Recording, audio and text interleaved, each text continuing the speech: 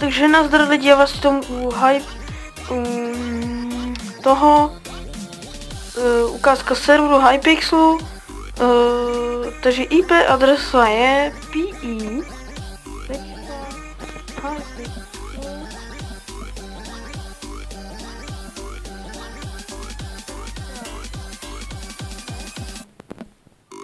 Dám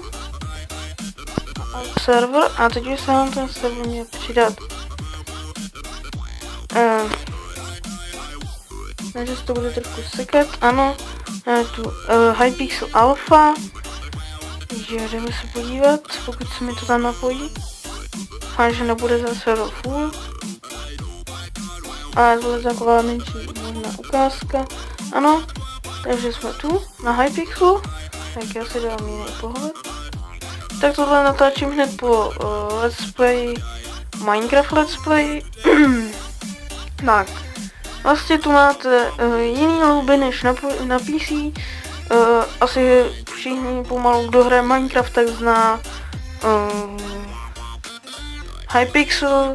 A vlastně to máte zatím Survival Games. Tady mají ještě nějakou, bude nová hra. Tady je Boot Battle, samozřejmě Skywars, Simon Says, co je myslím, že Simon říká, a Borrowell. Doufám, že se vám tato ukázka líbila. Není to jenom pro nakupený Minecrafty nebo jako koupený Minecrafty přes obchod Play. A můžete si sem zajít, IP vám dám i do popisku.